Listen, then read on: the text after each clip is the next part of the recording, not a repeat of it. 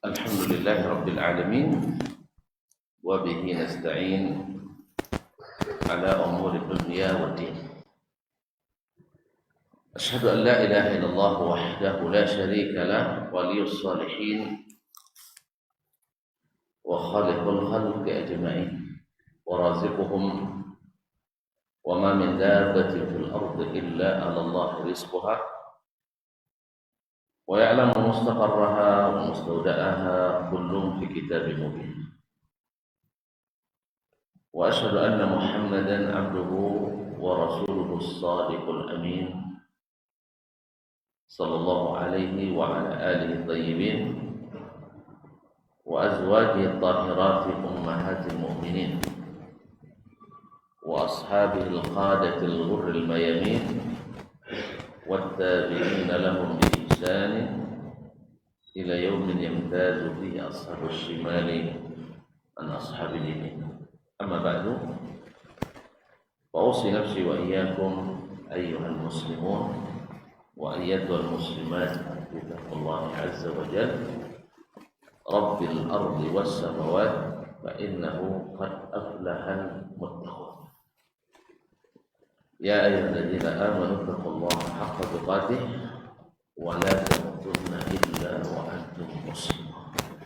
Bapak dan Ibu, saudara-saudara dan saudari serta adik-adik dan anak-anak jemaah yang berbahagia, menikmati masa-masa indah ini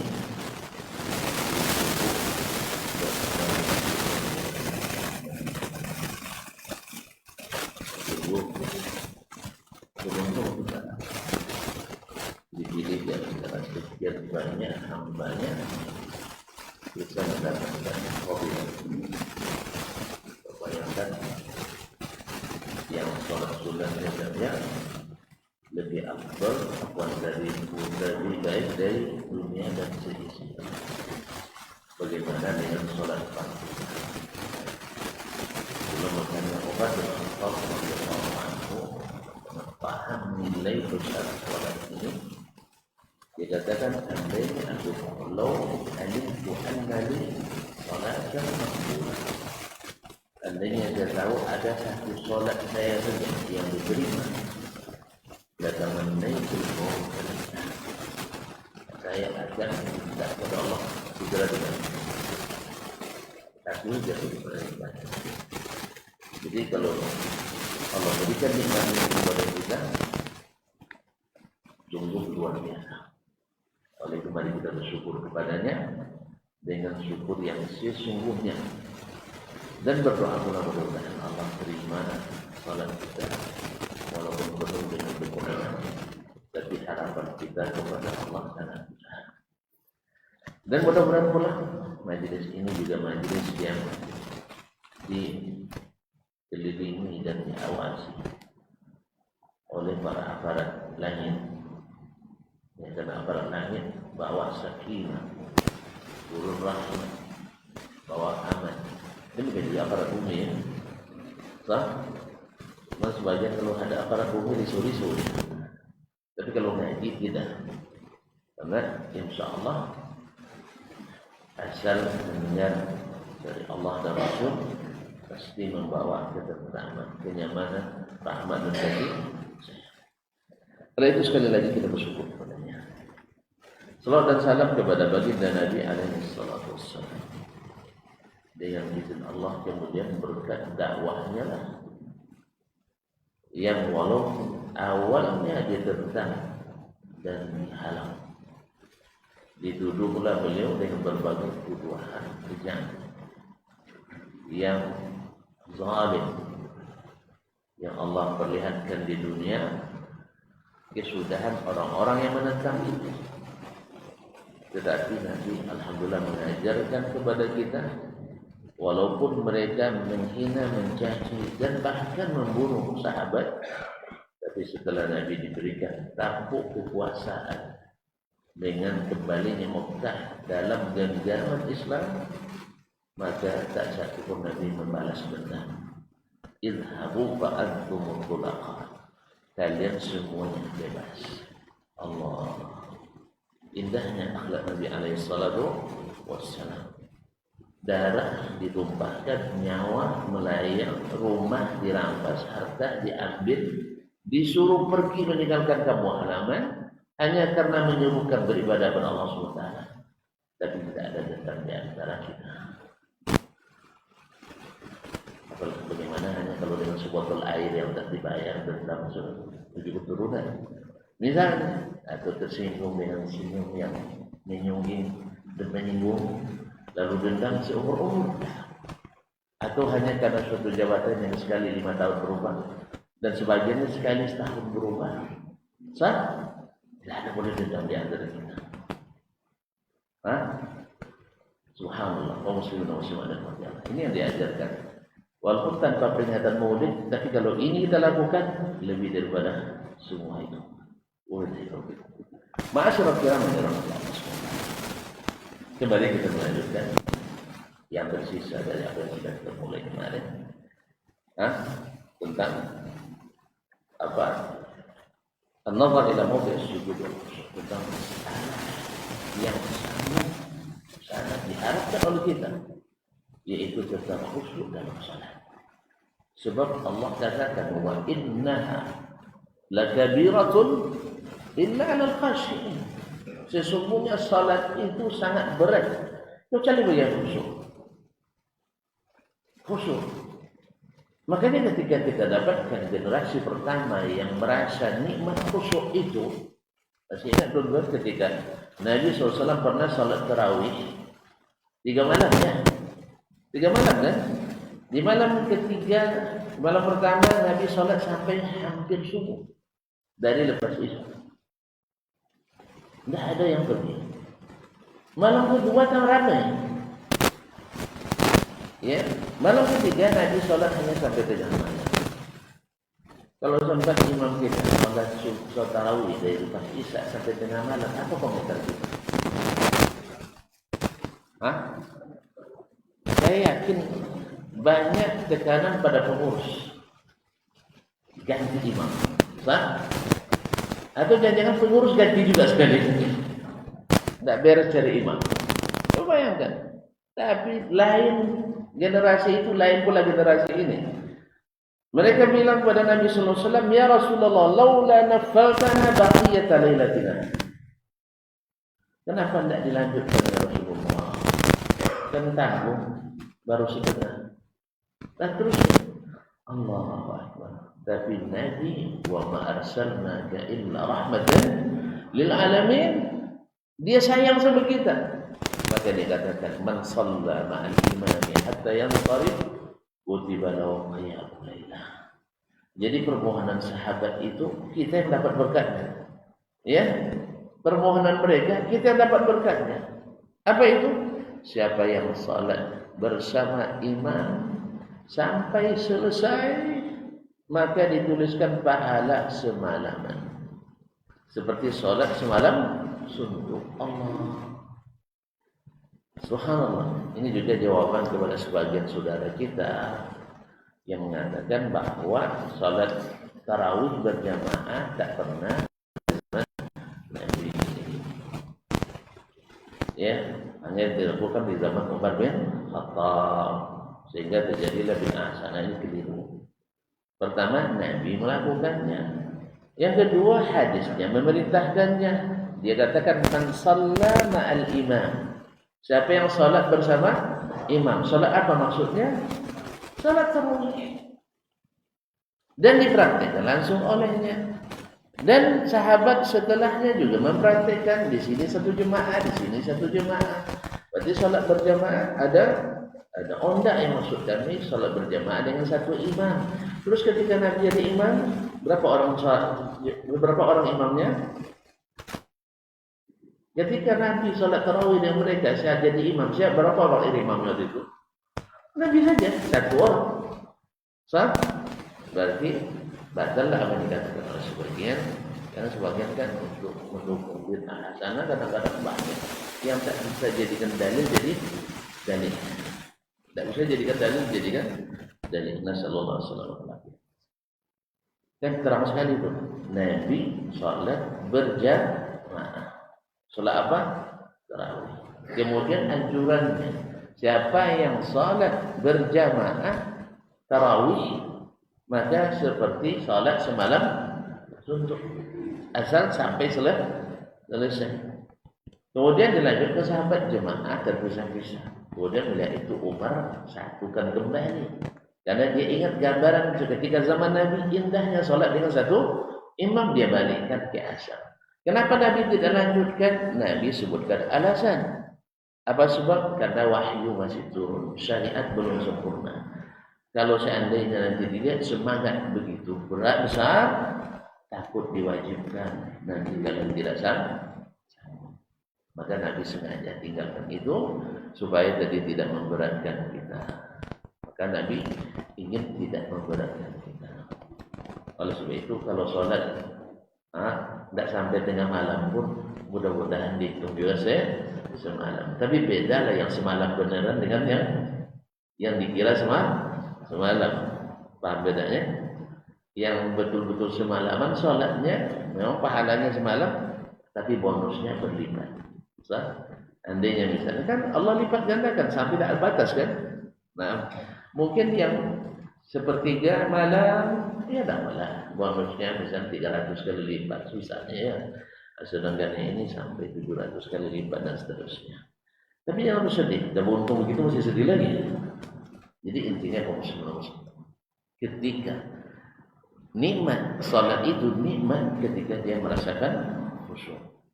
Maka Nabi SAW mengajarkan kepada kita beberapa hal yang kalau dikembangkan menjadi banyak hal sekali. Tapi Nabi berikan simpul-simpulnya di dalam hadis-hadisnya ini. Ya, yang terantara adalah lalu nanti di ujung kajian kita sebutkan kesimpulan secara umum. Nah, di antaranya adalah tidak merubah pandangan kecuali ke tempat sujud. Karena apa? Banyak hal. Satu, banyak melihat kiri kanan, banyak pula berpikir. Dua, tanda orang mentakzim sholat.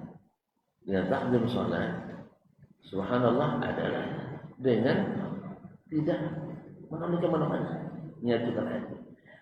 Ya kalau di depan yang disegani, jangankan untuk melihat kiri kanan, nengok ke depan aja kita tak berani. Karena terbayang, misalnya ketika bendera pusaka dijaga oleh polisi dan tentara, berani mereka nengok kiri kanan. Khusyuk kan? Kenapa? Ta'zim, menta'zim. Padahal dia hanya sebuah benda mati yang diangkat dan disimpan kemana-mana dan ditakzim oleh kita sampai tak berani menoleh kiri kanan. Kan sehari jaga tu, ya, tidak ada pernah nengok tuan, dijaga. Tahu dengan begitu khusyuk dan khidmat. Apa sebab? Ta'zim. Dan Allah SWT lebih dari segalanya. Makanya dia berani kecuali lihat ke bawah. Allah muslimin. Kemudian Syekh melanjutkan wa yaqul, dan Rasulullah SAW bersabda, "Man tahduruhu salatul maghrib fayusilu wudu'aha wa khudu'aha wa ruku'aha illa kanat kafaratan lima qablaha min ad-dunya ma lam yukti kabiratan wa jahilatan." Tidak ada seorang yang hadir di sholat yang diwajibkan, di sholat fardu.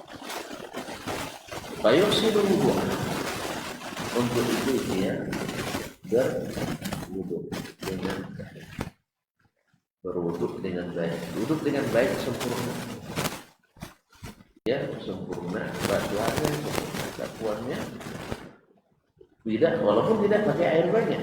Sebagian airnya banyak tapi dah sempurna. Kita lihat sebagian, ya sudah tua-tua juga sebagian. Ketika cuci kaki, kerannya diputar habis, lalu diletakkan kaki di bawah keran itu. Ya, dari sini sah. kecuali yang mewajibkan harus membasuh anggota wudu. Ini air banyak habis tapi wudu tidak sempurna. Gini aja dikatakan kayak resumnya. Kemudian dah basah pula rambut semuanya karena air banyak sekali di atas kepala. Padahal hal-hal yang sifatnya menyapu pertama hanya satu kali. Yang kedua supaya tidak basah di sini dan tidak ambil gini kan. Jadi itu namanya. Ini sampai pula 3 kali. Syaitan itu menurut Syafi'i diajarkan itu menyapu kepala 3 kali. Yang namanya hadis dhaif ini diamalkan sehingga disapu 3 kali. Hadis yang sahih yang menyapu sempurna sampai belakang 1 kali tak diamalkan. Terus yang kita lihat jemaah kita wudu menyapu kepala sampai 3 kali sampai basah pula. Padahal tujuan daripada menyapu supaya tidak basah seperti anggota yang lain. Sebab kan ada menyapu di atas sorban. Kalau sorban 3 kali basah itu sorban, buka aja lah. Sepatu kan seperti itu juga, menyapu di atas sepatu berapa kali? Sekali. Kalau enggak, buka aja sepatu. Dah cuci sepatu sekali. Makanya kaum muslimin harus. Jadi kadang-kadang ada wudu banyak habis air tapi dah sempurna. Sama dengan orang banyak pekerjaan tapi pekerjaan terbengkalai semua. Tidak ada yang selesai. Akhirnya nambah pekerjaan. Pojok kerja bikin kerja. Jadi itulah. Walaupun sedikit. Dan itu yang menyampaikan. Sekalipun kamu berada di aliran sungai, wudu harus juga berhemat memakai air. Lain dengan dicebok. Kalau cebok mesti agak royal sedikit. Ini terbalik. Cebok siramnya sedikit saja. Pas wudu airnya habis. Sehingga di tempat wudu banjir, di dalam pusing luar biasa. Jadi jangan dibalik. Di WC sempurnakan cuciannya, sempurnakan siramnya. Jangan ada setitik pun, karena kalau dia setitik mengeras, itu marah pengurusnya ini. Ya, marah pengurus yang tukang. Jadi kalau orang para jemaah ini kadang yang sudah ngaji itu kadang ada juga seperti itu, agar hemat air, sehingga orang masuk WC tidak sanggup. Dia sebenarnya tersiksa, tapi pasal di orang lain pun ditinggalin juga. Jadi kaum muslimin dan muslimat yang dirahmati Allah SWT. Nah, ulang lagi saya. Tidak terekam dari tadi. Subhanallah. Ulang lagi saya. Kaum muslimin dan muslimat. Jadi menyempurnakan wudunya. Karena sempurna wudu itu bukan, tidak ada bonusnya kaum muslimin. Ini juga nanti ya jawaban juga bagi sebagian yang mengatakan Bilal buat amalan yang diperintahkan Nabi. Ini juga untuk melariskan bid'ah hasanah lagi. Nabi sudah masyhur di dalam hadisnya, di hadis Utsman bin Affan, di hadis Abu Hurairah, di hadis Aisyah, banyak Sahih Bukhari dan Muslim, bahwa Nabi menyuruh siapa yang berwudu menyempurnakan wudunya, lalu selesai wudu dia salat 2 rakaat, tak khusyuk lillahi ta'ala, tak membayangkan yang lain-lain dari kecuali salat, diampuni dosanya. Ini yang diamalkan oleh Bilal. Hadis Nabi. Lalu dikatakan Nabi buat amal, Bilal bikin amalan, sehingga Nabi melegitimasi bid'ah yang dilakukan Bilal. Ini juga pemahaman yang tak pas terhadap bid'ah, karena bid'ah itu baru ada setelah Nabi wafat. Sebelum Nabi wafat tidak disebut bid'ah. Karena apa? Karena ijma' para ulama usul bahwa apapun yang terjadi dari urusan agama dilakukan sahabat mesti sampai ke Nabi alaihi salatu wassalam. Mesti sampai ke Nabi alaihi salatu wassalam. Dan bila sampai amalan itu, ada yang disortir, dan ada yang diterima. Yang diterima namanya sunnah takririyah. Yang ditolak tidak boleh dilakukan lagi. Berarti tidak semua yang baik menurut sahabat diterima oleh Nabi alaihissalam. Pertanyaannya sekarang, kalau sesuatu yang kita kira baik, siapa yang melegitimasinya? siapa yang memberikan cap sahnya. Karena cap sah itu hanya milik Nabi alaihissalatu wassalam. Para sahabat hanya mengikuti Nabi. Para ulama setelahnya hanya mengikuti Nabi. Kalau dia buat syariat sendiri tanpa ada cap dari Nabi, maka tidak diterima. Makanya para ulama disebutkan muwaqqi' an rabbil alamin, menandatangani atas nama Allah Subhanahu wa taala. Di mana orang menandatangani atas nama Allah Subhanahu wa taala? Macam PJS, harus kopnya mau kop itu. Kemudian konsiderasinya harus itu juga. Tidak boleh dibuat sendiri konsiderannya. Harus berdasarkan undang-undang, peraturan pemerintah dan seterusnya. Tidak bisa menurut keinginan ulama sendiri. Kalau ada ulama yang buat seperti itu, kita kembalikan kepadanya. Mana konsiderannya? Mana payung hukumnya? Sebab kalau payung hukum tak ada, terjadi pencairan dana jadi temuan. Nah, cuman masalahnya kan tak ada di akhirat itu pencairan pahala yang keliru, sebab Allah sendiri yang melakukannya. Sayangnya nanti baru kita ketahui diterima tak diterimanya amal kita bukan di sini. Kalau di sini masih ada revisi, ada temuan, ada perbaikan administrasi. Tapi kalau sudah di akhirat, yang ada adalah ditolak atau diterima. Maka Nabi ingatkan jauh hari, jangan kalian kerjakan sesuatu kecuali ada perintah. Kalau bahasa kitanya, jangan lakukan suatu kegiatan kecuali ada SK. Tidak ada SK, tidak bisa cair. Tidak bisa cair dana. Kalau dicairkan juga temuan. Kalau temuan itu diterima, ditolak ya. Ditolak. Pasti ditolak, pasti diklaim. Ini klaim tidak diterima atau sifatnya disebut dengan disclaimer. Jelas? Itu jangan berlaku karena memang dalil semua menunjukkan itu. Maka kembali ke masalah wudu, Bilal tidak melakukan hal yang baru. Bilal melaksanakan hadis Nabi yang banyak disebutkan sebelumnya, lalu karena dia rutin melakukannya, agar dia dapat bonus yang disampaikan dalam hadis Nabi tadi. Saya belum pernah masuk surga, tapi malam tadi mimpi masuk surga. Nah, saya dengar suara sendalmu berjalan di depanku. Nabi kan tidak tahu apa yang dikatakan Bilal, karena Nabi tidak tahu yang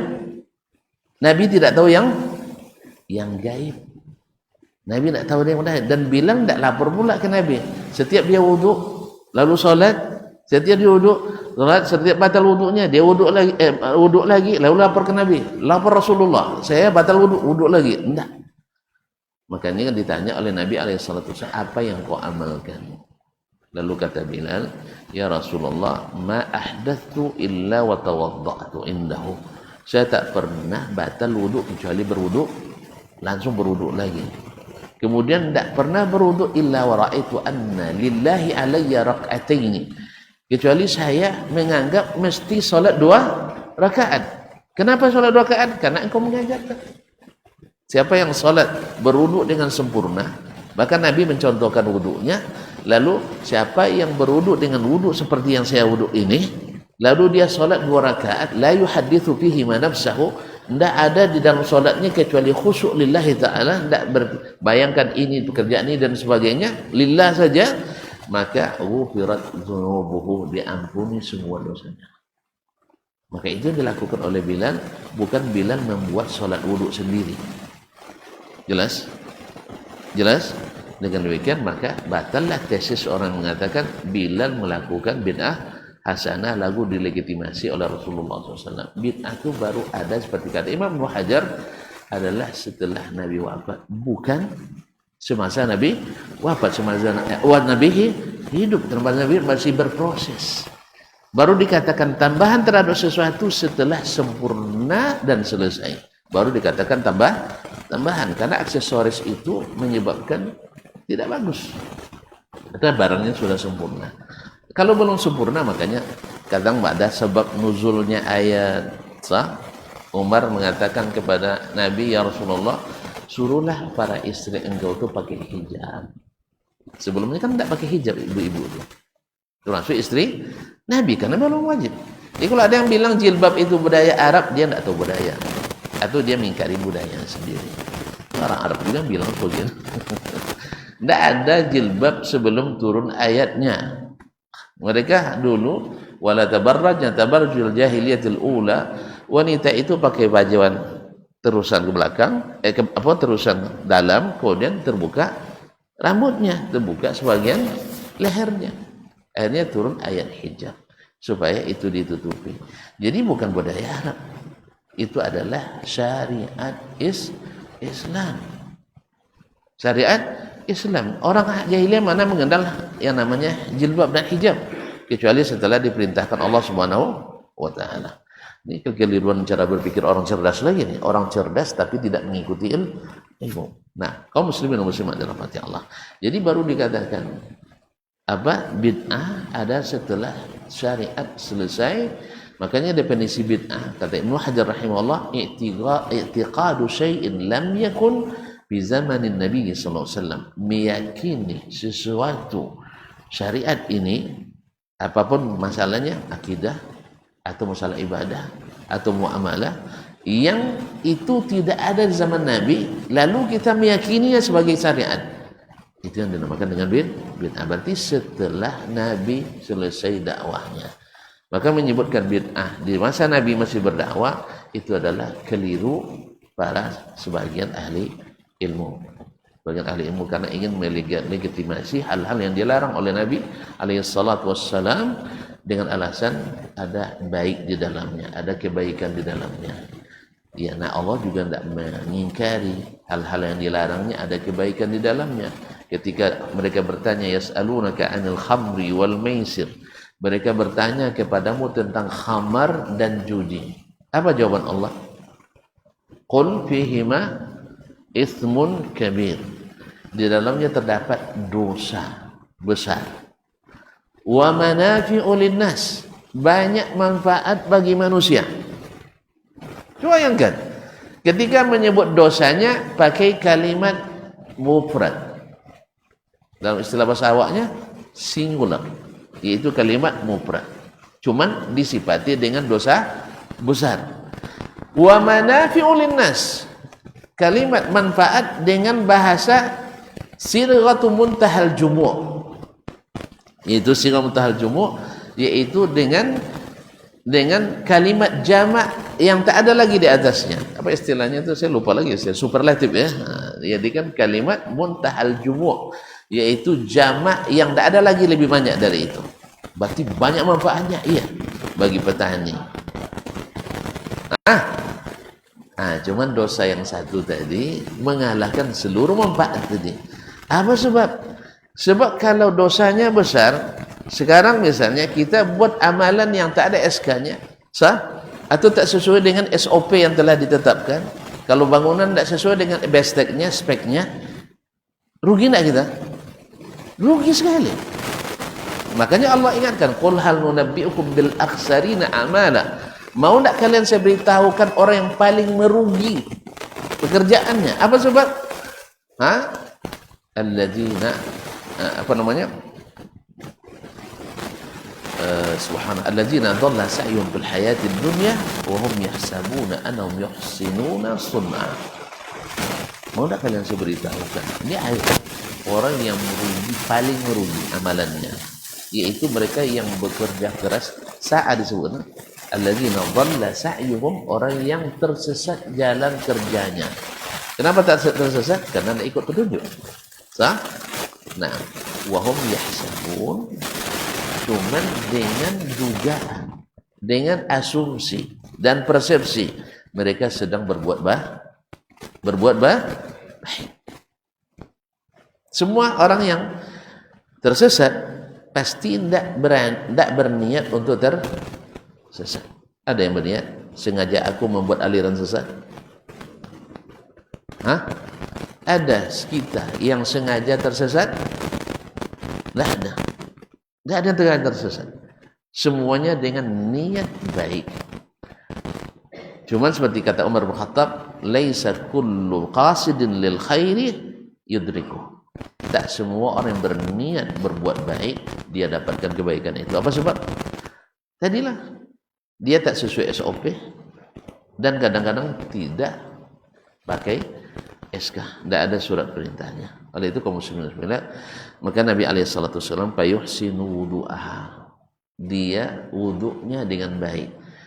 Di mana dia dapat duduk yang baik? Dari Nabi alaihissalam. Maka Nabi tak berhenti, sering sekali di saat masyarakat kumpul, di saat para sahabat ada, dia sengaja wudhu dengan baik di depan mereka. Lalu dikatakan man tawadda'a nahwa wudu'i hadha, siapa yang berwudu seperti wuduku ini. Jelas ya?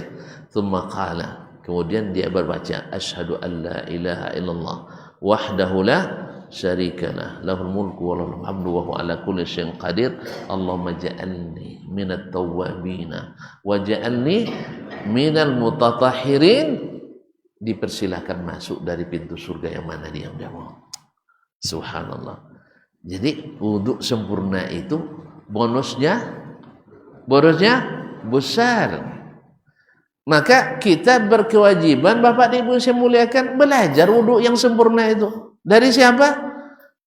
Dari Nabi alaihissalam. Bagi yang belum belajar wudhu hanya karena menengok datuk berwudhu dulu, harus duduk lagi. Tanyakan, duduk di majlis ilmu, tanyakan sebagaimana wudhu yang sempurna. Atau misalnya ketika bertemu dengan ustaz sedang wudhu, ustaz coba tengokkan wudhu Rasulullah itu seperti apa. Kalau perlu tanya, dia bilang basuh muka doa, apa dalil ustaz? Karena memang kalau Nabi dinisbatkan Nabi harus ada dalilnya. Oh, di dalilnya sahih atau tidak ustaz? Kan itu lagi. Karena sebagian dalil yang dikemukakan adalah dalil dhaif, dan para ulama semuanya, baik ulama usul, ulama fikih, ulama hadis, sepakat hadis dhaif tidak diamalkan, hadis yang ditolak. Cuma dalam aplikasi sehari-hari, sebagian ada yang mengamalkan hadis dhaif juga. Ada yang mengamalkan hadis dhaif. Seperti orang mengatakan salat itu mi'rajnya orang beriman. Hadis palsu. Tapi dijadikan dalil oleh orang untuk menjelaskan fadilah salat. Tadi saya katakan membasuh atau menyapu kepala 3 kali, hadis surat Al-Baihaqi, hadisnya dhaif. Yang sahih dalam as-sahihain, Sahih Bukhari dan Muslim, hadis Abu Hurairah, hadis Utsman bin Affan tentang wudu Nabi alaihi salatu wassalam. Jelas. Jadi ambil yang sahih ini dan saring yang dhaif. Ya dhaif kan ditolak. Kalau ditolak kan tidak diterima. Tidak diterima kalau dikerjakan juga tidak berpahala. Jelas ya? Jelas. Antum bawa ijazah tapi tidak ditandatangani kepala sekolah. Sah? Enggak. Legal. Atau yang tandatangani orang lain. Setelah di scan ternyata tamatan tahun 91, mudirnya bukan si fulan yang menandatangani. Sah? Tidak juga. Jadi kaum muslimin muslimat, maka dipelajari fayuhsinu wudu'ah, pelajari wudu Nabi alaihi salatu wassalam. Karena kita enggak tahu berwudu kecuali melalui beliau. Tidak tahu kita salat kecuali melalui beliau. Dan tidak tahu beramal yang lain kecuali melalui beliau. Tidak tahu berakidah yang benar kecuali melalui beliau. Bahkan beliau sendiri tidak tahu itu semua kecuali setelah diajarkan Allah melalui wahyu. Nabi sendiri disuruh mengikut, bukan seperti yang dia inginkan. Maka sebelum dapat wahyu, dia tidak bisa membawa perubahan sedikit pun di Makkah. Hanya memperhatikan apa yang ada, yang baik dia ikut, yang tidak baik dia tidak ikut. Cuman masalahnya gimana cara perbaiki, belum punya ilmunya. Sampai Allah wahyukan kepadanya di Gua Hira ketika umurnya 40 tahun. Iqra bismi rabbikal ladzi khalaq. Kemudian tidak lama setelah itu, ada yang bilang sekitar 6 bulan, ada yang bilang 16 bulan dan seterusnya, turun lagi kepadanya, ya ayyuhal muddatsir qum fa'anzir, berdiri, bangun, beri peringatan. Nah, baru beliau dengan izin Allah SWT secara berangsur 23 tahun. Itulah yang saya katakan, kadang hadisnya keluar ada sebab urutnya, si fulan melakukan ini, lalu bertanya ke Nabi alaihi salatu wassalam. Kadang jawabannya turun ayat, kadang jawabannya datang Jibril memberitahu kepada Nabi alaihi salatu wassalam. Maka Nabi dibimbing dengan wahyu. Nah, kemudian wa khusu'aha, dan khusyuknya. Al-khusyuk itu makna aslinya adalah tunduk. Al-khudu'. Maka dalam ayat wujuhu yawma idzin khashi'ah.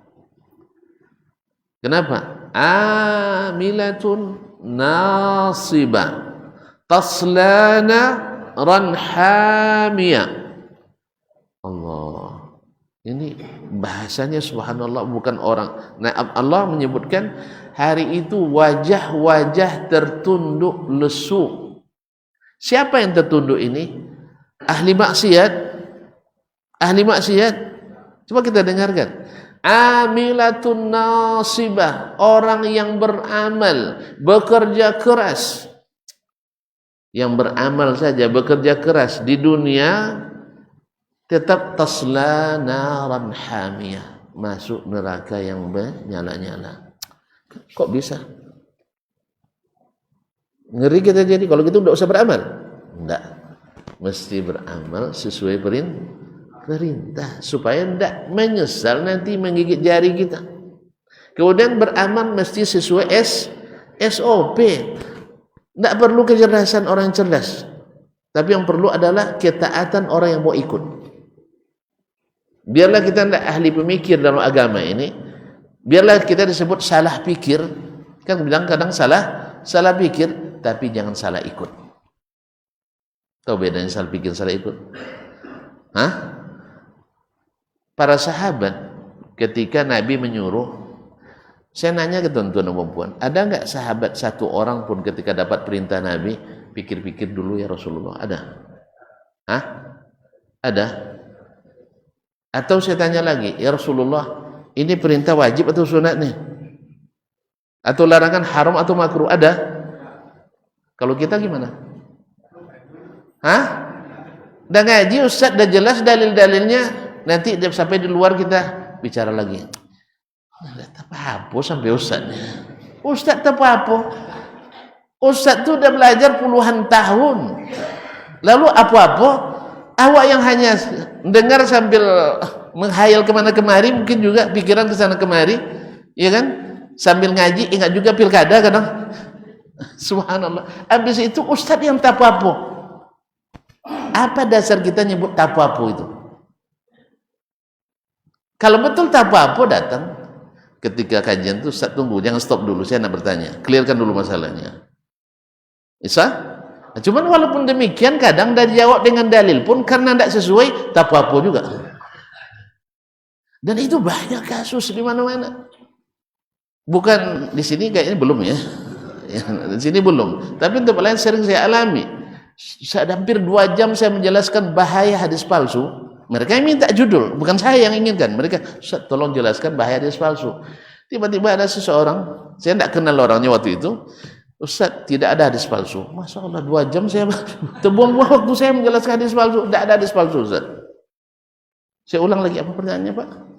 Hadis palsu tidak ada, Ustaz. Asal qala Rasulullah pasti benar. Berarti yang saya jelaskan tadi, menukil perkataan ulama, saya bawa buku, tidak ada gunanya. Terpaksa saya tanya, mohon maaf Pak, Bapak latar belakangnya apa? Tentu saya tanya lagi, saya berbicara sesuai dengan latar belakang ilmu yang saya pelajari. Tentu saya nanya aja, mungkin dia punya ilmu tentang masalah ini. Tidak dijawab, tapi dijawab oleh ketua pengurus kan? Dijawab ketua pengurus. Beliau MPD, S1 Taqidah Filsafat, S2-nya MPD. Ternyata orang memang dari sekolah agama memang, tapi jurusannya bukan jurusan agama murni. Ya saya katakan ada juga agama dalamnya, tapi tidak agama murni, apalagi tidak ada kaitan dengan hadis. Yang PD Master Pendidikan.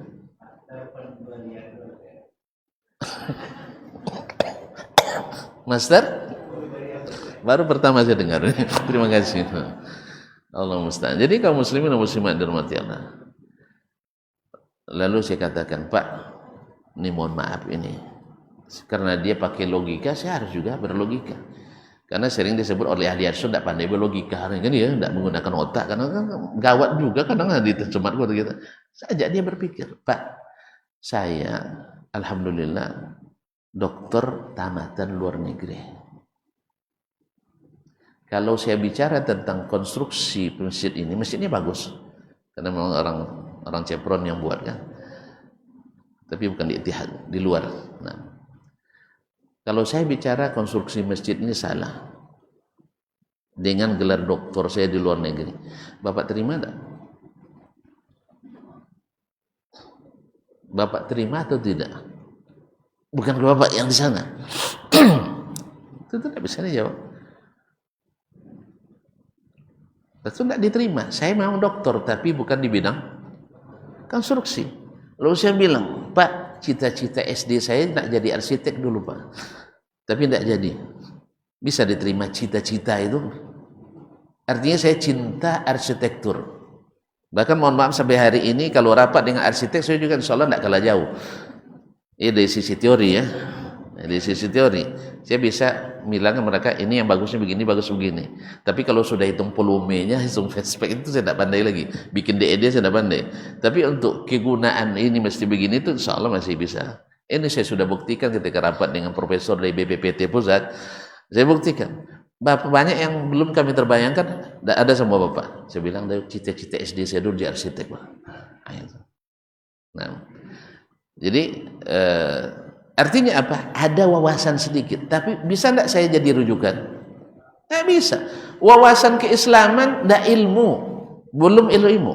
Walaupun dah ngaji wirid setiap Sabtu, setiap Ahad misalnya sudah sejak umur 15 tahun, tapi kalau tidak duduk ngaji ilmu, kita tidak akan berilmu. Apalagi dulu kita ceramah lepas banyak kan wirid wong tua. Ya tidak ada kajian bersilabus seperti ini, jarang dulu. Makanya ketika awal-awal kita isytiharkan seperti ini, perlu caharu kata orang kampung kan, orang kampung saya. Tapi tamat luar negeri, tapi ceramah masih pakai kitab katanya. Ceramah masih pakai kitab. Mereka inginnya ceramah itu jangan pakai kitab. Waktu saya tamat pondok Darun Nahdhah dulu, ketika banyak pakai dalil, kurang nilai. Apa sebab? Lebih banyak dalilnya daripada pidatonya. Dia beliau pakai banyak dalil dong. Yang paling boleh ceramah socik dalil, itu ceramah 2,5 jam. Dan bagus itu. Subhanallah kaum muslimin. Saya pikir, saya diterima atau tidak? Saya katakan ini salah konstruksi, harus dibongkar masjid. Pasti tuan-tuan tak akan terima. Oleh sebab itu juga yang mengatakan ada hadis palsu ini bukan saya juga. Bahkan saya bawa buku tadi. Para ulama besar hadis. Kalau Bapak punya wawasan hadis, saya sebutkan siapa ulama hadis yang Bapak paling saya hormati. Ibnu Hajar, ya dia punya buku tentang pemalsuan hadis. Siapa lagi? An-Nawawi, dia juga punya karangan tentang hadis yang mengatakan ada hadis palsu. Siapa lagi? Al-Iraqi, Asy-Syafi'i, Ahmad, semua mereka mengakui ada hadis palsu. Itu Bapak bilang tidak ada hadis palsu. Lalu saya jelaskan lagi panjang lebar, tapi bukti pertama seluruh ulama hadis mengatakan ada hadis palsu. Yang kedua, ada kumpulan nama-nama pemalsu hadis. Ibaratnya nih barang buktinya ada. Barang buktinya ada. Iya, BB-nya ada. Ini kitab kumpulan seperti Al-Kashful Hadits Amman Rumi Hadis Burhanuddin Al-Halabi, mengumpulkan nama-nama pemalsu hadis. Yang ketiga, ada alat buktinya, kumpulan hadis palsu. Kumpulan nama pemalsu ada, kumpulan hadis palsu ada, dan para ulama hadis ijma ada hadis palsu. Rupanya saya jelaskan begitu, tersinggung dia. Dia bertanya, dia mulai tersinggung. Bulan depan tak ada jadwal lagi. Subhanallah. Subhanallah, gara-gara jawaban seperti itu, rupanya beliau Pak RW. Gara-gara jawaban yang seperti itu, lupa dia satu alma mater dengan saya. Sama-sama tamat Darun Nahdhah. Kan setidaknya lah, kalau memang tidak kurang puas, hukumlah saya misalnya panggil, ayo kita makan dasman. Kan Pak RW kan, panggil. Apalagi senior saya barangkali, lebih tua dari saya, lebih duluan tamat dari saya. Panggil adikmu ini. Nah, saya nggak suka dengan jawaban kamu seperti itu, menelanjangi saya. Kan itu kan. Tentu kan saya jawab, mau batangin cahawangna puluh ya sabu tidak ada gunanya kan. Kemana yang lebih parah? Dia bilang tidak ada hadis palsu. Awak sudah terangkan hampir 2 jam. Di sini alhamdulillah tidak lama saya ceramahnya. Tentu kalau agak lama juga di tempat lain kadang sampai pernah ceramah di Jeruk Nipis sana itu dari lepas Isya sampai jam 12 malam. Mereka yang minta bukan saya. Udah kita tutup, belum Ustaz, masih pertanyaan. Banyak lagi. Sampai 12 malam baru pulang. Saya bilang sama, bukan Ahmad, ada yang lain itu, losi komedi emang lama sekali kan. Sampai 12 malam, tapi mereka belum puas. Dan minta sedatang lagi. Jadi kaum muslimin, akhirnya beliau mungkin menekan pengurus, besok tak ada lagi kajian. Saya bilang tidak apa-apa, alhamdulillah. Karena tidak mungkin saya menjawab sesuai yang dia inginkan. Dan saya tidak tahu apa yang diinginkan, sah? Tapi modelnya dia tidak boleh mendaibkan hadis orang, tidak boleh mengatakan hadis palsu. Nanti tersinggung ustadz yang membawakannya. Mungkin itu alasannya. Kalau itu daripada tersinggung Rasulullah, lebih baik tersinggung ustadz. Sah? Nanti di akhirat kita tidak minta tidak dikatakan kenapa kau tak sampai ke hadis. Kan yang sampai buya saya dulu hadis palsu. Segan saya dia. Diterima alasannya? Ya enggak. Anda tahu berilmu tapi menyembunyikan. Jelas ancamannya. Ayyuma rajulin atahu ilman fakatamahu aljamahu Allahu yaumil qiyamati bilijamin nar, hadis Tirmizi. Barang siapa yang Allah beri ilmu lalu dia sembunyikan, maka hari kiamat dikekang mulutnya dengan api neraka. Oh, enggak mau sih. Sah? Kalau di sini paling dihentikan kajian kan? Sah? Berhenti satu kajian, alhamdulillah 5 masjid sedang menunggu. Rata-rata begitu. Alhamdulillah. Bukan kekurangan tempat mengaji, tidak, demi Allah. Cuman saya itu kalau ada mana ngaji konsisten. Ya, saya jadikan kajian itu sebagai agenda utama. Kalau buat jadwal baru, saya tengok jadwal kita hari itu di mana. Tidak memungkinkan, saya tolak. Walaupun yang minta bupati misalnya. Walaupun minta gubernur. Kecuali perintah atasan saya atau lain. Kan saya janji selalu dengan pengurus saya, tapak 8 saya UIN Suskariau. Jadi kalau bertentangan keinginan tuan-tuan dengan keinginan rujukan saya, sah? Dalam hal ini tentu rektor kan, atau yang di atas saya. Maka saya katakan saya dahulukan dulu kepentingan tapak 8. Gitu ya, kan biasa kan. Tapi pada umumnya kan bisa dikomunikasikan, bisa dikonfirmasikan. Misalnya ada tugas dari Pak Rektor hari itu pergi, Pak saya ada acara begini-begini, bisa enggak dilambatkan 3 jam setelah itu? Oh bisa Ustaz, alhamdulillah. Kalau enggak, ini darurat enggak bisa. Dihubungi, ngurus kan, selesai. Jadi kaum muslimin dan muslimat dirahmati Allah. Jadi yang khusyuk, kalimat khusyuk maknanya adalah tertunduk lesu, kemudian qahasatil aswati. Hari itu suara tunduk. Kenapa? Karena mereka bekerja, beramal tapi tidak berguna. Tentu lebih menyesal sekali. Oleh sebab itu maka sekali lagi saya katakan, pastikan jangan kerjakan kecuali ada payung hukumnya. Jelaskan konsiderannya, mengingat, menimbang, memperhatikan, kemudian baru memutuskan. Sebagaimana kita dalam membuat kegiatan di negara ini, kan kita patuhi itu konsiderannya. Berdasarkan Undang-Undang Dasar 45 pasal sekian, undang-undang tentang masalah apa misalnya, masalah ekonomi, undang-undang nomor sekian tentang ekonomi syariah misalnya, sah? Kemudian peraturan pemerintah, kemudian keputusan menteri, peraturan menteri, dan seterusnya harus ada konsiderannya. Kaum muslimin dan muslimat dirahmati Allah SWT. Khusyuk maknanya adalah ketundukan kita dalam salat itu. Artinya kita, apa bukti orang tunduk? Tak mengerjakan dalam salat kecuali yang disenangi oleh yang karena dia kita salat. Berarti tunduk kita. Artinya salatnya mesti seperti yang diinginkannya. Wa ruku'ah, dia sempurnakan pula rukuknya. illa kanat kafaratan lima qablaha min adz-dzunub, kecuali menjadi penghapus dosa-dosa sebelumnya. Makanya keberadaan kita di rumah Allah ini menghapus dosa kita, mengangkat derajat, karena otomatis setiap dosa terhapus, terangkat. Makanya doa yang terbaik yang kita minta selalu ada diampuni. Assalamualaikum warahmatullahi, assalamualaikum warahmatullahi, astagfirullah, diampuni. Karena sehebat apapun pasti ada kekurangannya. Maka kalau diampuni kita tinggi. Selesai haji, wastaghfirullah, beristighfar. Dan Nabi mengajarkan semuanya, setiap melakukan amal besar istighfar, dan salat mengandung itu semua. Kaum muslimin dan muslimat, malam yu'ta kabira. Tapi yang terhapus otomatis itu adalah dosa-dosa kecil.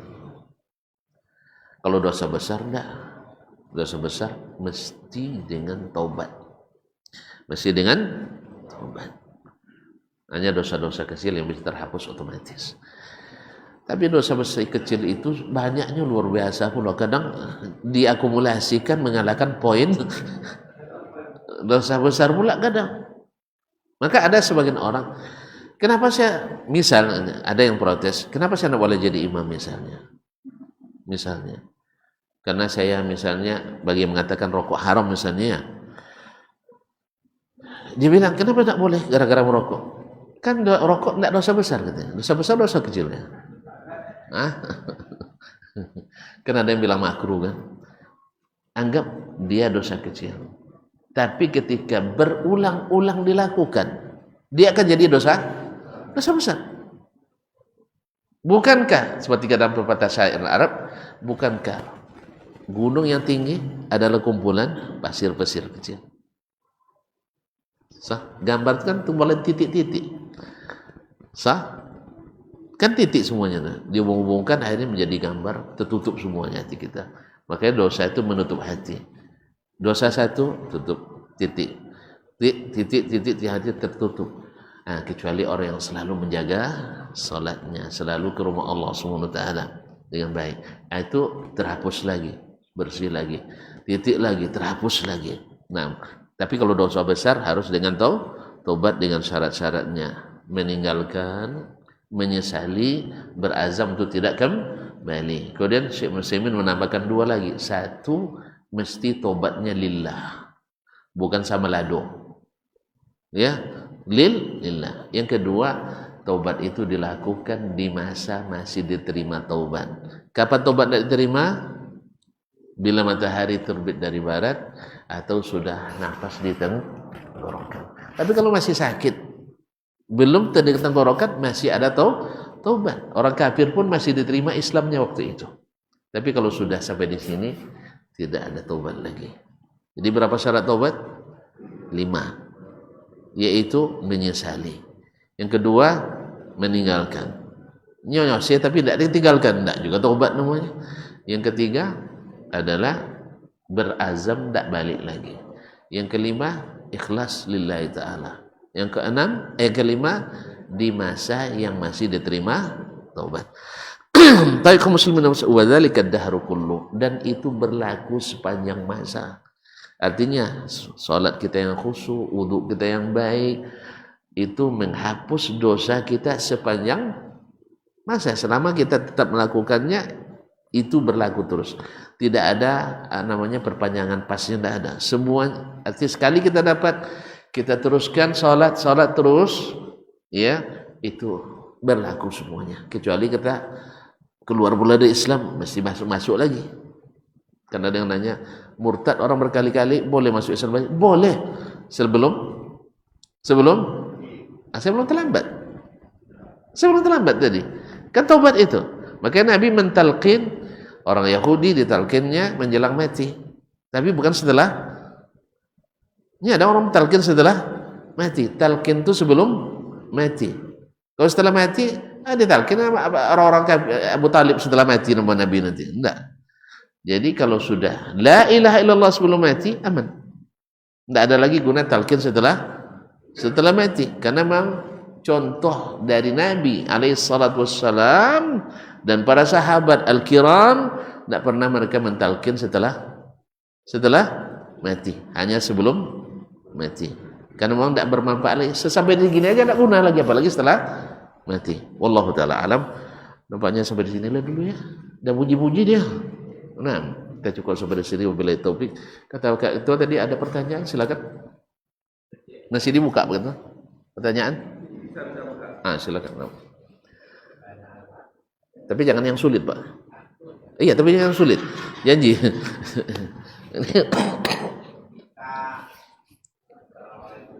Waalaikumsalam warahmatullahi wabarakatuh.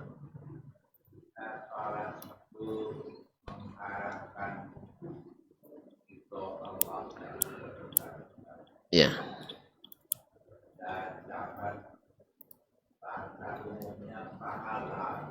Ya.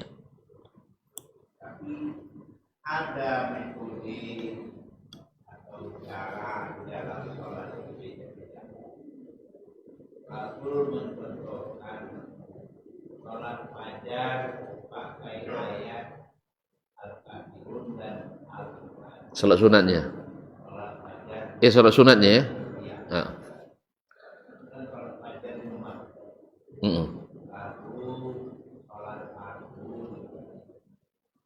Kalau sholat fardunya juga pakai ayat itu, sedangkan kita pernah mendengar ceramah kita, setiap ayat Al-Quran dibaca beda-beda juga Pak.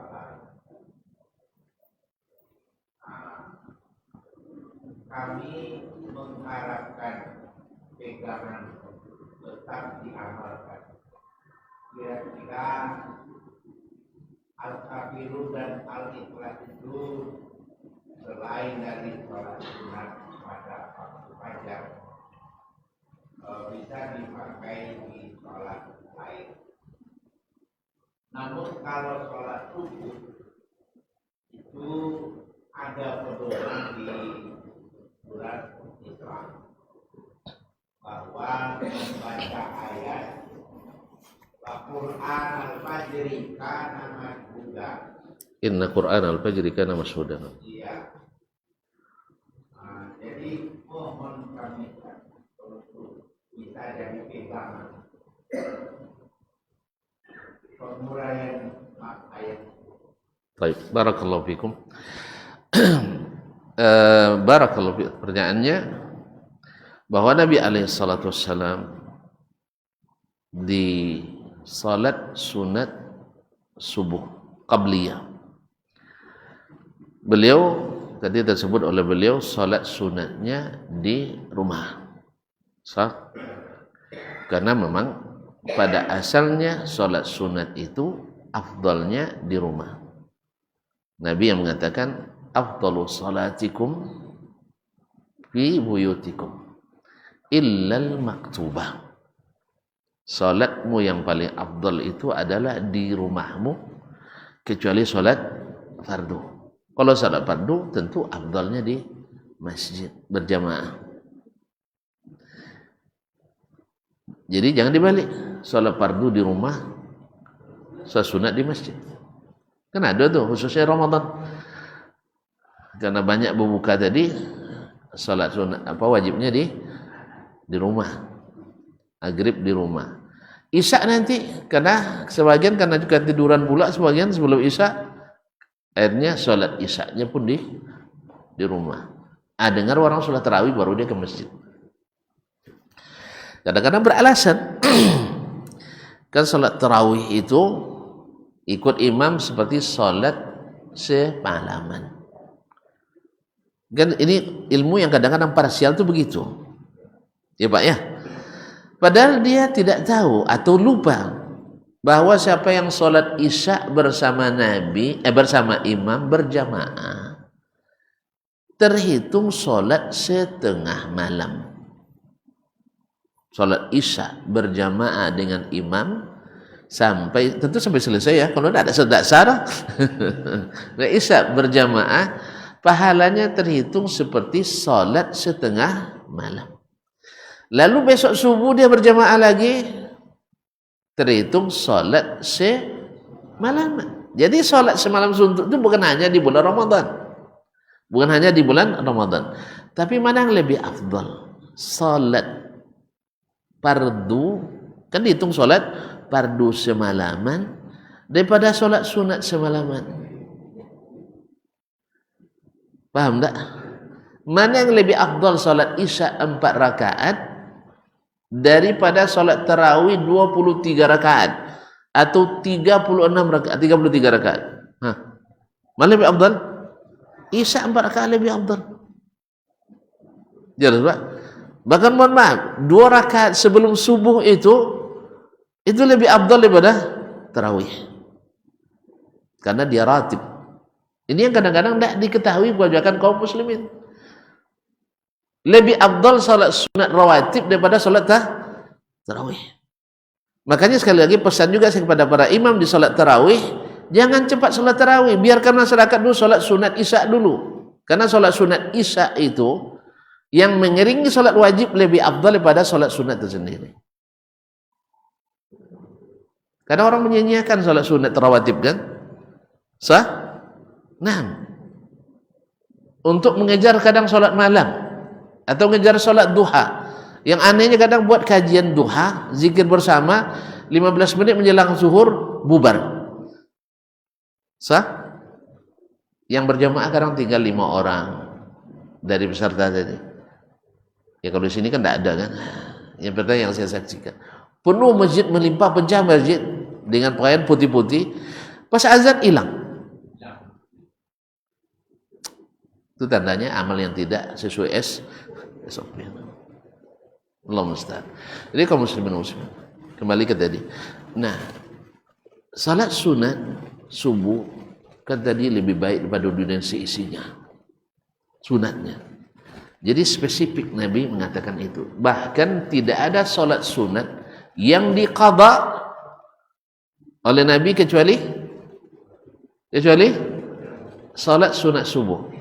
Antum tak sempat salat sunat zuhur qabliyah, tidak diqadha. Tak sempat salat sunat asar qabliyah misalnya, tidak diqadha. Tak sempat salat sunat maghrib ba'diyah, tidak diqadha. Tetapi kalau salat sunat subuh tertinggal, boleh diqadha. Bahkan di waktu terlarang. Kapan waktu terlarang? Setelah subuh sampai terbit matahari. Sah? Boleh diqadha di waktu itu. Cuman para ulama menyebutkan lebih baik setelah terbit matahari, khurujan minal khilaf. Sebab banyak mata nengok nanti, apa diulang solat ustaz ni? Dia jadi fitnah. Nah, jadi hal-hal yang menjadi fitnah itu dihindari. Tapi artinya saking pentingnya salat sunat subuh tadi seperti yang Bapak katakan. Nah, kenapa surat Al-Kafirun rakaat pertama, surat Al-Ikhlas di rakaat kedua? Ini juga menambah faidah beratnya timbangan salat sunat ini. Karena dipilihkan Allah 2 surat yang disebut dengan surat Tauhid. Surah At-Tauhid. Karena memang yang paling berharga yang kita miliki adalah Tauhid. Nah, konsekuensi Tauhid adalah membenci segala yang dibenci Allah SWT. Dan yang paling dibenci adalah kekufuran dan orang yang kafir. Maka kalau benar tauhid kita, tidak mungkin mencium kepala. Tidak mungkin mencium kepala paus. Kenapa? Ini memuliakan orang yang dihinakan Allah SWT. Tamu disambut, iya. Tapi mencintainya dilarang. Orang non-muslim yang butuh bantuan kita bantu. Mereka beribadah kita biarkan, tidak boleh diganggu. Sah? Harta bendanya kita jaga. Jiwanya kita pelihara, tidak boleh kita mengganggu. Tapi mencintai tidak. Mencintai tidak boleh, Pak. Ya, mencintai istri tetangga boleh. Tidak boleh. Jadi ada cinta yang terlarang. Jelas? Makanya harus sering-sering membaca kalimat ayat ini supaya tidak lupa nanti, karena sebagian lupa. Woi, tidak boleh bilang orang kafir katanya. Loh, kenapa tidak boleh? Kan Allah sendiri mengakui lakum dinukum waliyadin. Masa Allah mengakui, terserah pilih agamamu, saya pilih agama saya. Masa kita bilang dia orang kafir? Allah saja mensahkan. La ilaha illallah. Memang saya katakan sekali lagi, kita tidak butuh orang pintar beragama. Kita butuh orang cerdas. Kita butuh orang berilmu yang menaati ilmu. Sebab yang banyak merusak agama orang cerdas yang tidak mengikuti ilmu atau tidak berilmu. Mohon maaf, seluruh aliran sesat, aliran sempalan dalam Islam rata-rata dicetuskan orang cerdas. Bahkan orang berilmu tapi meninggalkan ilmunya. Coba cari seluruh aliran sesat dalam Islam. Kalau di Indonesia kan tidak payah cari aliran sesat kan? Ini aliran terbaru ada lagi ya? Nah, ada lagi, apa tuh? Hah? Banyak sekarang, bisa nelpon Allah Ta'ala. Dulu mereka berani mengatakan bisa bertemu Nabi dalam keadaan jaga setiap hari. Sekarang ada lagi yang bisa bertemu Allah setiap hari. Allah. Subhanallah, kaum muslimin muslimat dan rahmati Allah. Yang cetuskan orang cerdas lah. Doktor, profesor. Jadi sekali lagi, kita tidak membutuhkan orang cerdas dalam agama ini. Kita butuh orang berilmu dan taat. Orang berilmu dan taat. Abu Bakar cerdas dia, tapi berilmu dan taat. Itu yang membuat dia terangkat. Itu yang membuat agama ini baik. Biar orang cerdas yang tidak taat dengan ilmu. Mustahil seorang yang besar tidak membaca ayat-ayat walan tarda ankal yahudu walan nasara. Qad badatil baghdha fi afwahihim wa ma tukhfi sudurum akbar. La tajidu qauman yu'minuna billahi wal yawmil akhir yuwadduna man hadallahu wa rasulahu. Tidak mungkin tidak baca ayat-ayat ini. Kok dicari ayat-ayat yang tersonok tadi lakum dinukum waliyadin. Di surat apa itu? Mungkin karena jarang dibaca dia lupa suratnya. Surat Al-Kafirun. Oh, ayat pertama, qul ya ayyuhal kafirun. Katakanlah hai orang-orang kafir. Tapi tidak boleh katakan orang kafir. Nabi suruh di awal surat, hai orang-orang kafir. Maka disuruh kita membaca ayat ini terus supaya kita paham. Orang kafir itu harus dikatakan kafir. Jelas? Orang kafir harus katakan. Sebab ketika antum tidak katakan dia kafir, antum akan membenarkan agamanya. Akhirnya yang jadi rujukan the humanity, kemanusiaan. Yang menciptakan kemanusiaan Allah Ta'ala. Yang menghinakan orang yang hina Allah. Yang meninggikan orang yang tinggi Allah. Siapa meninggikan orang beriman? Allah. Yang menghinakan orang kafir siapa? Allah. Masa kita nak membangkang kepada Allah Subhanahu Wa Ta'ala? Maka disunnahkanlah baca ayat ini sering-sering.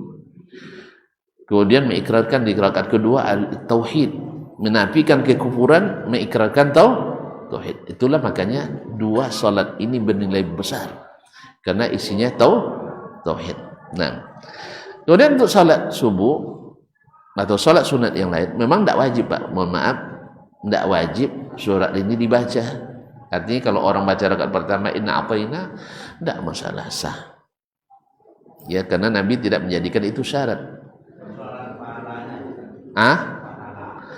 Persaat tentu lebih besar. Tauhid, ayat-ayat tentang tauhid lebih besar pahalanya.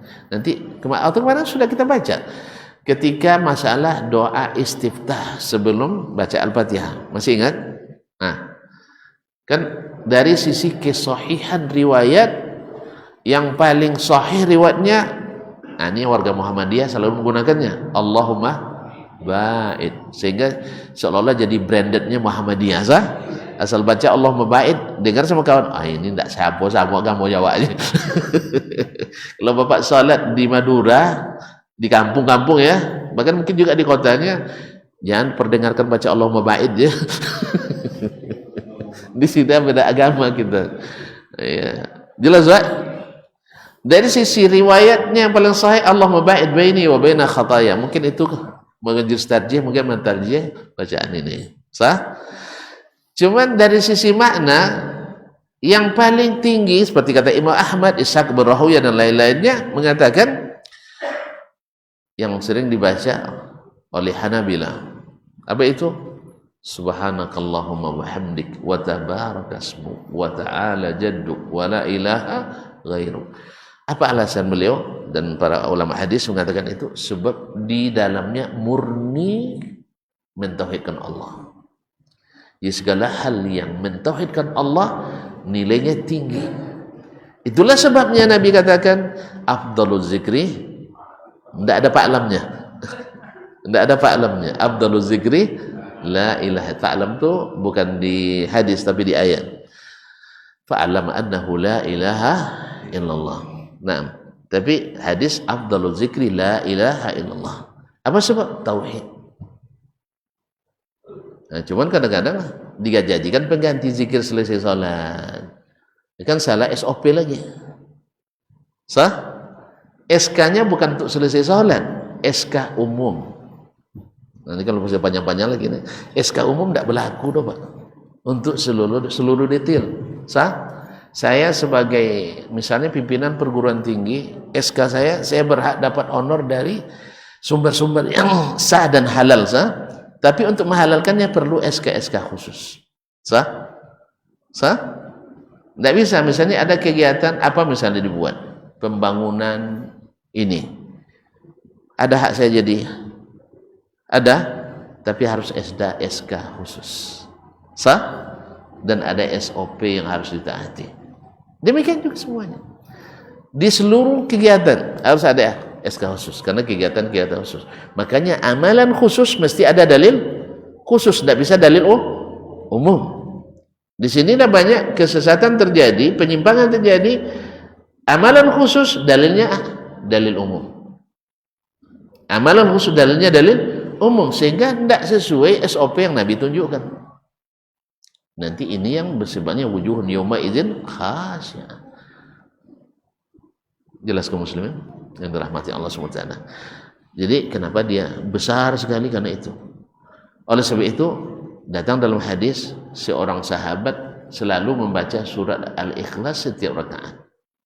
Ditanya ke Nabi, kenapa kau baca terus? Ini bid'ah atau bukan? Bid'ah? Tidak, zaman Nabi tidak ada bid'ah. Kalau ada bid'ah zaman Nabi berarti kita mengartikan Nabi menyuruh bikin bid'ah. Padahal Nabi melarang atau menyuruh? Menyuruh bikin bid'ah, melarang. Tapi ketika diartikan zaman Nabi ada bid'ah hasanah, hanya berubah jadi suruhan, sehingga ditakwil-takwilkanlah makna larangan tadi. Itu panjang ceritanya. Jadi kaum muslimin dan muslimat dirahmati Allah, lalu dia jawab, inni uhibbuha ya Rasulullah, saya mencintai surat itu.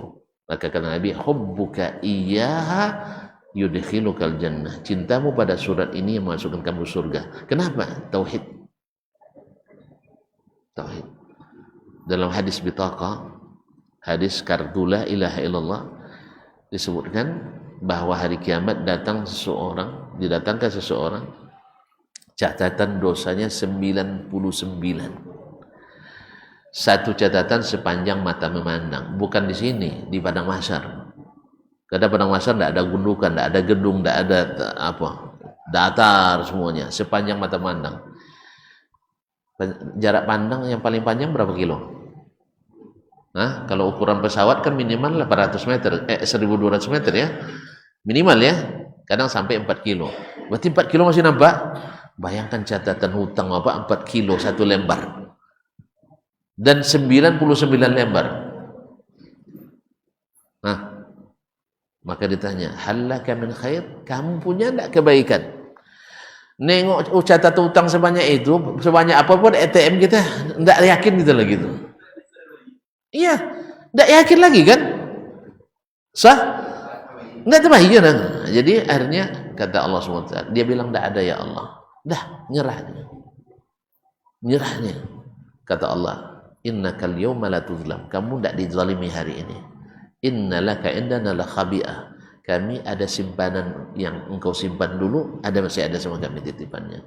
Fa ukhrijat bitaqah, dikeluarkan satu kartu fiha la ilaha illallah, di situ kalimat la ilaha illallah. Nengok itu, percaya dia? Tidak yakin. Nah, cara kartu ini cukup untuk bayar semua ini. Lalu diletakkanlah catatan itu di timbangan dan sebelahnya kartu itu. Mana yang berat? La ilaha illallah lebih berat. Tapi tadi kalimat itu seperti kata Wahab bin Munabbih, ada geriginya. Kunci tidak ada gerigi, tidak terbuka doa. Nah, itulah syarat-syarat la ilaha illallah. Nah, termasuk membatalkan la ilaha illallah mencium. Ya, semoga Allah berikan taubat kepada siapapun yang belum melaksanakan konsekuensi tauhid itu, kalimat la ilaha illallah itu. Ya, mudah-mudahan Allah berikan taubat pada kita, siapapun dikembalikan kepada Islam dengan sebaik-baiknya. Mungkin orang karena pemahaman yang keliru, tidak tahu, belajar tidak mau pula kepada yang benar, selalu mendengarkan pemikiran-pemikiran yang menyimpang, itu yang bersarang dalam pikiran. Alhamdulillah dengan diperlihatkan orang ramai, mudah-mudahan dengan peringatan itu kembali pada jalan yang benar. Kita memang tidak menganiaya orang, menzalimi orang tidak boleh, tapi mencintai yang dibenci tidak mungkin. Bapak benci pada pencuri, sah? Kita dengar ada yang memperkosa di penjual gorengan kan? Tuan-tuan benci tidak dengarnya? Benci tidak? Benci sekali, sadis, dosa besar.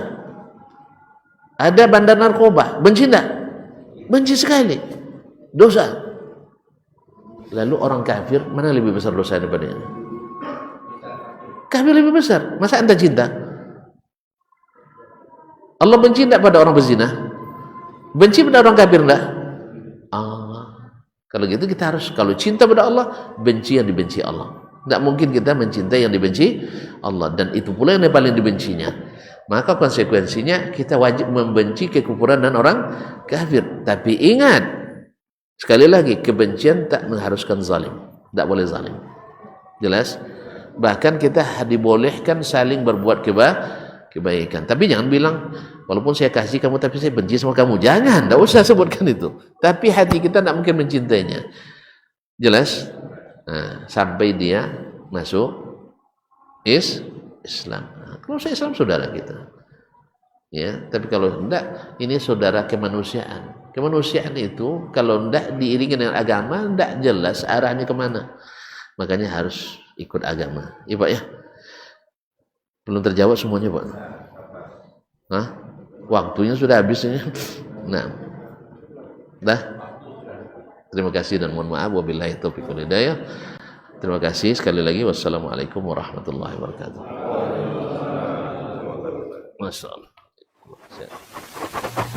Barometer amal kita saleh tak salehnya di salat kita. Bila salat kita ikhlas dan sesuai dengan sunnah Nabi SAW, maka insya Allah amalan yang lain mengikut. Ini aktivitas ini membantu saya di akhirat atau akan menyulitkan saya di akhirat? Kalau seandainya perbuatan itu ternyata akan menyulitkan kita di akhirat kelak, tinggalkan perbuatan itu. Anta ni'mal jund. Kamu adalah sebaik-baik prajurit. Coba lihat. Kamu adalah sebaik-baik prajurit. Maka tujuannya adalah menghancurkan kehidupan rumah tangga.